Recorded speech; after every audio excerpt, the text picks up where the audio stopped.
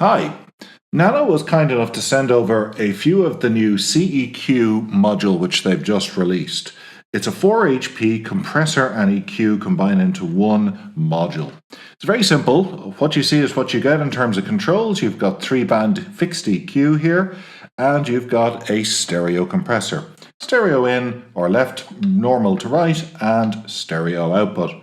You can adjust the compressor speed from fast to slow using a switch on the back. The knobs control the EQ boost or cut and the stereo compressor boost or cut. Let's just a quick look. You've got a high, which kind of boosts or cut anything above 2500 Hertz. You've got a mid-range, which is about 256 Hertz up to 2500 Hertz. And you've got your low end, which is everything under 256. So great for like cutting drums or adding a bit of heft into a kick drum. All the way to adding up to a 6 dB boost, which is great for a nice little overdrive, and it actually overdrives quite nicely. Okay, we'll start our first patch by just patching the output of Manus Sideratus into CEQ. It's a mono voice, so that it'll be normaled into the right channel and we'll get a dual mono output. And we'll just patch the output of CEQ into this first stereo channel here on my Minimix and turn it on. And now, if we hit play, now let's cut out the high end. There's the high, and we can boost high end. You're not going to hear it so much on this patch. The mids, boost, cut. Now if we cut the highs and the mids, you get a very bass patch going on. Very bass sound, I mean.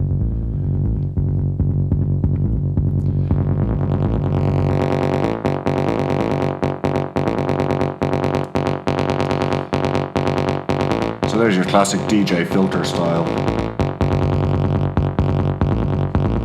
Okay, let's bring in a little bit more of the rest of these modules here. We're going to patch the output of Manus into the input of Danny Sound Timbre, and we're going to patch the output of that into the input here of the filter and wave folder stage via Runia, and we'll patch the output of that into CEQ. Now let's just reset all the inputs here, because things are going to get very noisy very quickly, and I've got some controls down here for them on my Lapsus Os as well to just control some of the modulation that's going on. Okay, I've got my patch set up kind of just the way I like it, so let's take a listen. Nice little kind of rhythmic modulation going on there on Manus. We can reduce the drive, increase the drive now. So I want to take away some of that grittiness up the top.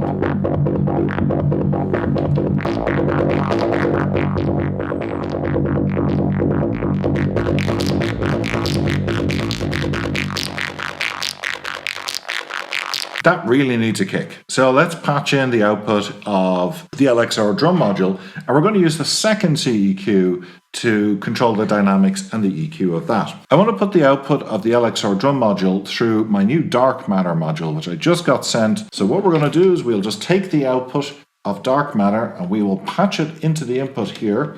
Okay, now let's take a listen to how we could EQ some drums.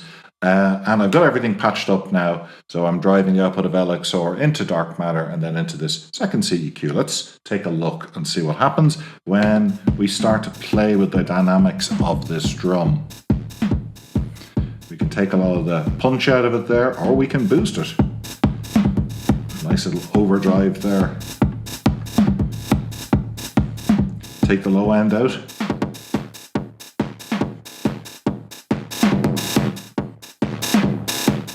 Okay, yeah, now we can boost up the highs and then bring in the lows.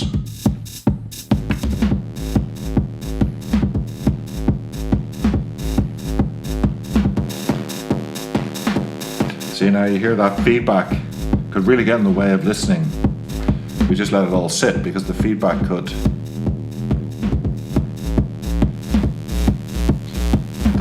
actually conflict with your kick drum there. Let's bring Manus into the picture. Might just cut a little of the low end out of Manus, boost up the mids, and cut the mids of the drum so they can sit together in the mix.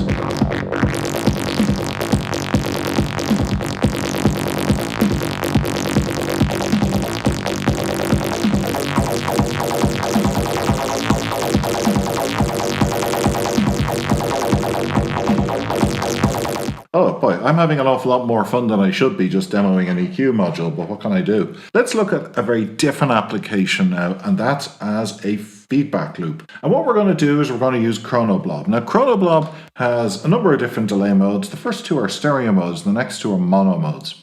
So in this mono mode here, the single mono mode, the write output here acts as a send effect. So I'm going to send the output of the delay into the left input here of this third CEQ. And then we'll just take the output of that CEQ and we'll patch it into the return. So it's a send return effect setup. Now let's just take a listen to our very simple dry baseline with no EQ applied and no delay. Now, say I only want to have the echo on the high kind of snappy bit that we hear on Manus Iteratus. For that, I will turn down the mid and the low. I'll set the compressor to just the 12 o'clock position. And let's take a listen as to what happens as I turn up the high boost here on this CEQ and we add the EQ on the feedback loop in the delay loop. I'm turning it up, it's at about 1 o'clock. We might need to just dial back the repeats there so it's a little bit more manageable and doesn't overwhelm.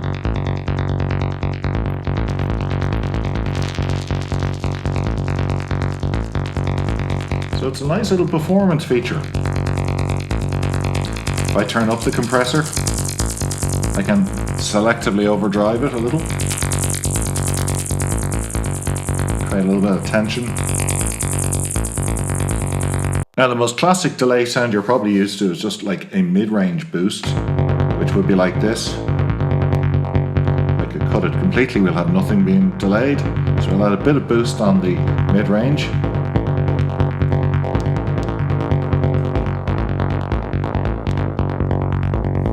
Now we'll be able to hear a little bit more clearly. And there, as you hear that delay tail echoing away. Now let's do a little bit of parallel compression and EQ. We'll take the output of Manus Iteratus here, we'll patch it into the input of this 1U little VCA I have over here, and we'll take the output of the first channel, the VCA1, into the wavefolder circuit we played with previously, and we can take VCA-B, the second VCA, into our delay loop. Now I'm just going to patch in the output of these two faders over here into the CV controls for these two channels. So that gives me some degree of mix control, a little bit of rudimentary mixing here. Let's experiment with this parallel compression EQ setup we've got. So we just bring in the wavefolded output here.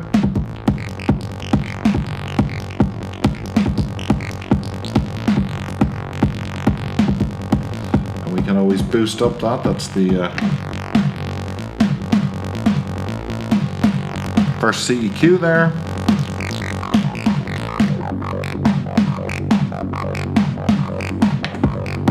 Now the middle CEQ, a little bit of lift to those drums, make a bit of space here in the middle for Manus.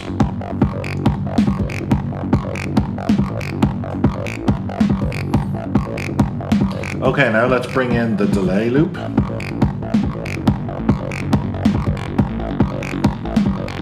And you hear the delay is just on the high end there. I'm just using this third CEQ on the feedback loop.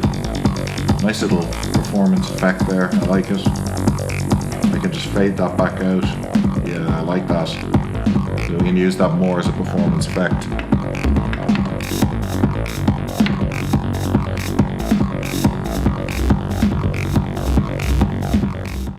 Wow, that was a whole lot of fun. Okay, sorry, I was just having too much fun. I could have kept going all night. I'm really enjoying these little modules. At first, I didn't know quite exactly how I would put them to some use, but I've just shown you 3 quick examples of how I would use these in a setup. And at 4 HP, you can pretty easily slide them into just about any case that you might have. At the very least, you're going to want one of them probably on your main output chain up here to control your levels going to a mixing desk if you're playing live. If I was to ask for anything, it would be a little bit of more CV control. I know that would make the module larger. It would be wonderful to have, say, a 6 HP version of this with CV input on each of these here, But, you know, maybe they'll get to that in a future release. For now, though, I think I could see myself using this a lot as a performance effect like you saw me doing just earlier. As always, let me know what you think in the comments down below. I really love reading everyone's questions and comments and suggestions for future videos. And don't forget to hit the old subscribe button if you'd like to stay up to date with new videos from me in the future. Thanks very much for watching.